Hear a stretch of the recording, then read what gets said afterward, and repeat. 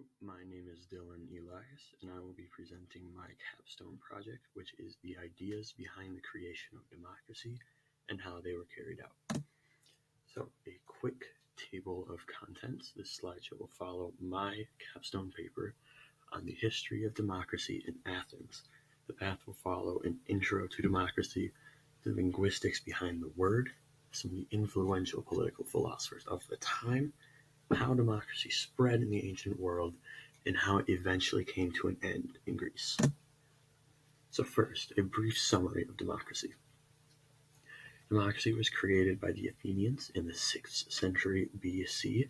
This is very notable because it is a very important thing for our human existence to come out in such an early time in our history. So, democracy is a thing that is spread very far among our modern world. Many different countries follow it and use it as their main source of government, and it is seen as a symbol of freedom for many people across our world. There are two different types of democracy, direct and representative, which I will explain on the next slide. So, modern versus ancient democracy. In ancient times, democracy was usually direct, sometimes not, but usually, because it was much easier for people to just vote on what they wanted directly instead of having to deal with representatives. The only thing with ancient democracy was that it was much more restricted. In Athens, for example, the only people that could vote were free men who lived in Athens and who owned land. So while it was a symbol of freedom, even at that time, it was very difficult for one person to be able to participate in their government. Whereas in our modern times, we use a more representative form of government, which means that we vote for people to vote on what we want. So instead of everyone voting on every single thing, we vote on one person who will take in the will of the people and put that towards our government. This allows more freedom, as we don't have to have as much time put into our government. Plus, when we do vote for things, we have a lot more freedom in itself. We have many more people can vote, whether it be race or gender or anything of the such. Anyone can vote. There isn't as much restriction as compared to ancient times.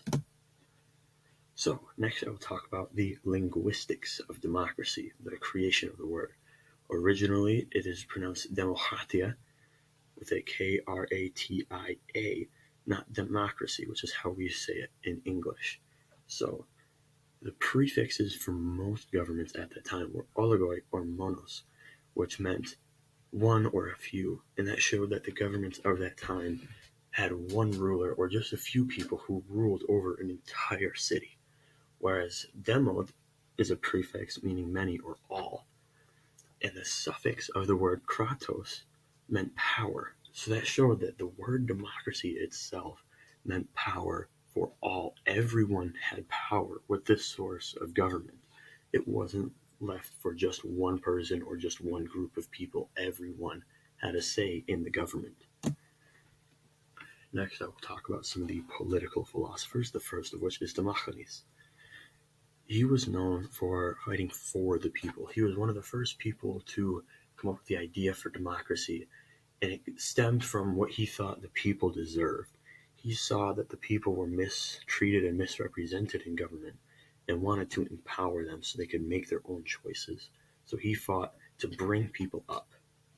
The second political philosopher I want to bring up is Isocrates. He fought against the hierarchy, against the higher-ups in government.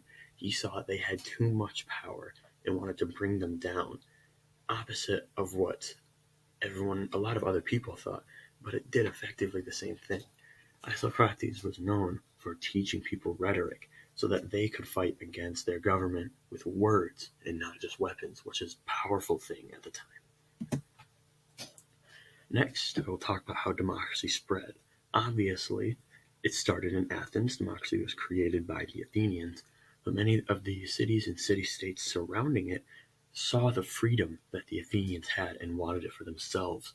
But because they couldn't just convince their rulers to give up all their power, a lot of times what had to happen was leaders had to be overthrown to instate democracy into a city or city-state, and often this led to the death of many leaders, as they wouldn't easily give up their throne for all of their people. Another thing this led to was that many states and city-states became friends with Athens because Athens brought in this powerful government and helped a lot of these places. They became friends with Athens and became allies with them, which is very important for my next slide, which is how democracy ended in Greece. The first thing of two was overextension. Athens made a lot of friends and was allied with a lot of people, and that helped them to go out and conquer many places. Think Peloponnesian War, the Athenians versus the Spartans. The Athenians had all these allies that they were able to fight with, but even with all those allies and all those troops, they still spread themselves too thin, and it basically led them to lose a lot of wars because they were trying to take over too much territory with not enough people. So democracy itself was eventually pushed back and seen as not as powerful. Secondly, Greece was invaded. Greece was in a lot of wars, whether it be with Persia, Macedonia, or eventually Rome. Greece was raided and taken over a lot, and eventually with places like Rome, different governments came in and took over what democracy had. For example, Rome instated the Republic, and democracy was lost to time for the next few centuries before another government picked it up, or another country picked it up for themselves and saw its power. So, in conclusion, democracy was and still is an important part of human history, and being one of the greatest forms of government our civilization has ever seen. It is important for people to learn about democracy and its creation so we can fully understand the power that it holds and how we can maybe replicate something like it, whether it be in government or something else, to show that the people have power and can come up with amazing things. Thank you.